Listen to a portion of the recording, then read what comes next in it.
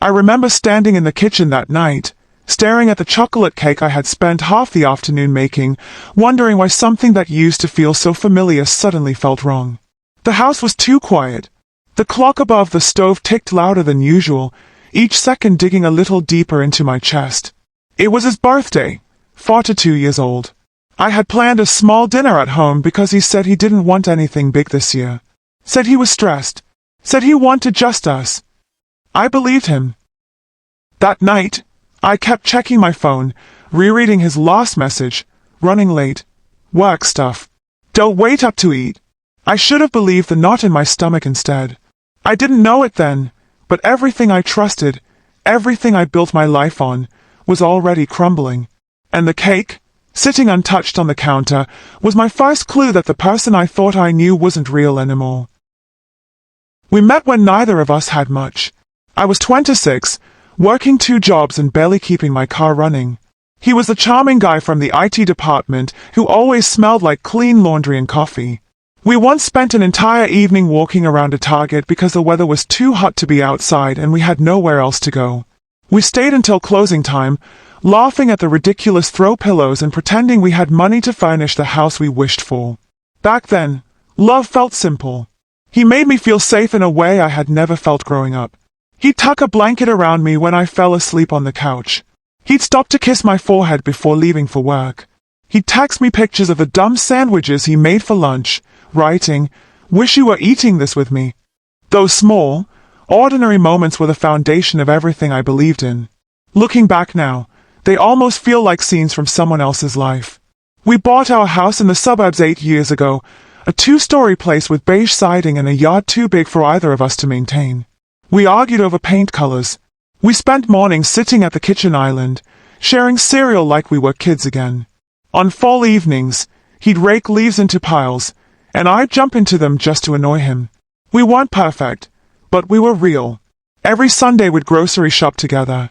He always grabbed the cereal he liked, and I always reminded him he was too grown for anything with marshmallows. He'd roll his eyes and put it in the cart anyway. Those were the pieces of our life. Small, uneventful, beautifully ordinary pieces that made me believe we were steady. That we were forever. It started small, so small I convinced myself I imagined it. He came home later. He guarded his phone.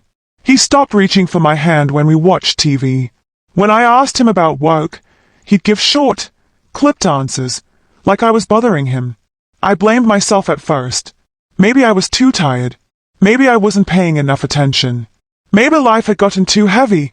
Bills, family drama, the pressure of getting older. But the truth was, something had shifted. The warmth that once lived in our home had thinned out, like the air right before a storm. I kept telling myself it was a phase. I didn't want to believe I was losing him long before his birthday. I had the whole evening planned, his favorite dinner, a quiet night together, and a letter I wrote about how proud I was of us for getting through the hard years. I even put on the sweater he once said made my eyes look softer. He was supposed to be home by 6. By 7, I reheated the food. By 8, I texted him again. Everything okay? No answer. By 9, my hands were shaking. I wasn't sure why. Maybe it was the fear I had been trying so hard to ignore finally clawing its way out of me. At 9:30, I grabbed my keys. Something told me the truth wasn't at his office. I found his car before 2 found him.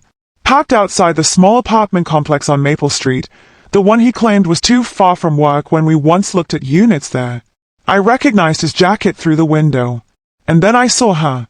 A woman, maybe early 30s, laughing as she leaned into him. They were holding a cake. A birthday cake.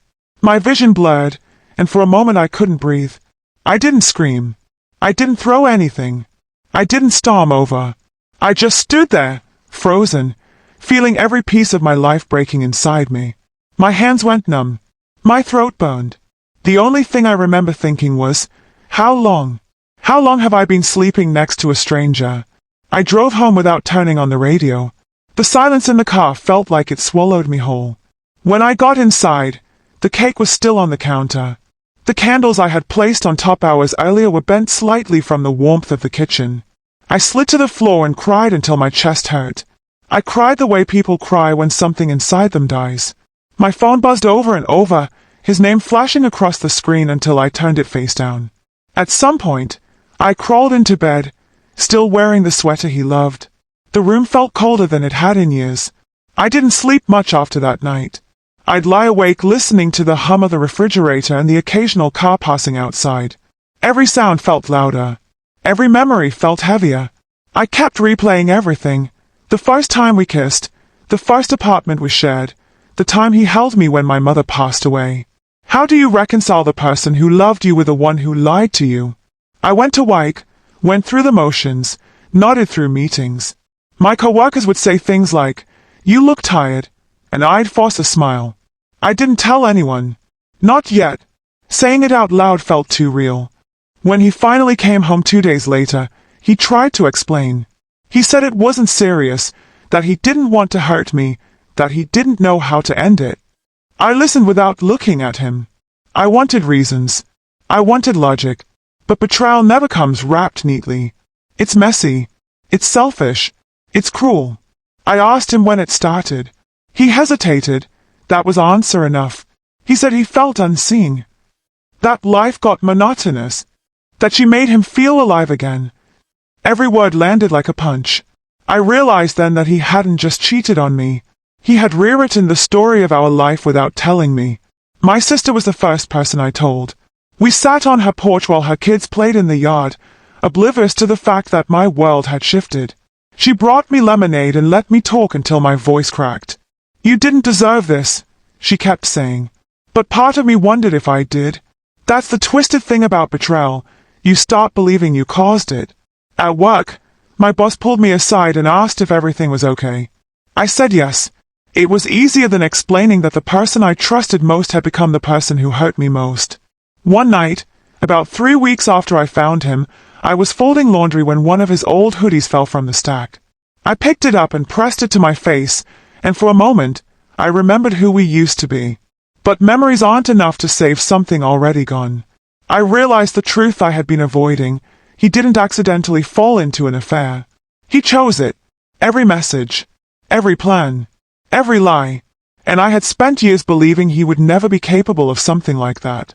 We sat at the kitchen table, the same one where we once planned our future. I told him I needed the truth. All of it. He looked exhausted, like the weight of his choices had finally settled on him. "I didn't mean for it to go this far," he said. "But you let it," I replied. He nodded. The conversation felt like unraveling a knot that had been tightening for months. There were tears, his and mine. There was anger, regret, the ache of something irreversible. By the end, I knew something clearly. Forgiveness wasn't the same as healing. And staying wasn't the same as loving myself. We tried sleeping in the same house for a while, him on the couch, me in the bedroom. It felt like living with a ghost of the man I once loved. He kept saying he wanted to fix things, that he wanted to rebuild. But every time I looked at him, I saw her laughter in his car, her hands on his jacket, the cake they shared. I realized I couldn't rebuild something I no longer believed in.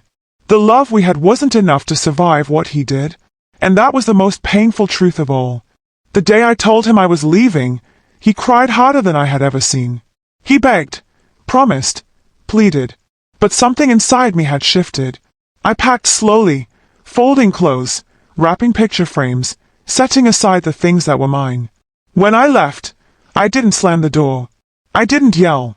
I just walked out into the cool air, feeling the weight of both heartbreak and relief. My sister let me stay with her. Her spare room became my sanctuary. I slept for 12 hours that first night, my body finally releasing everything it had been holding. Months have passed now. I still think about the life I lost, but I'm slowly building something new, something honest. I learned that love isn't supposed to make you feel small. It isn't supposed to make you question your worth or beg to be chosen. I learned that sometimes the bravest thing you can do is walk away from the person you thought would never hurt you.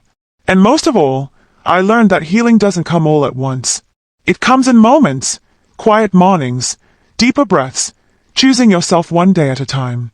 If you're listening to this, if you've ever had your heart broken in a way that felt final, I want you to know you are not replaceable. You are not unlovable. And you will survive this. Sometimes the ending you fear the most is the one that finally sets you free.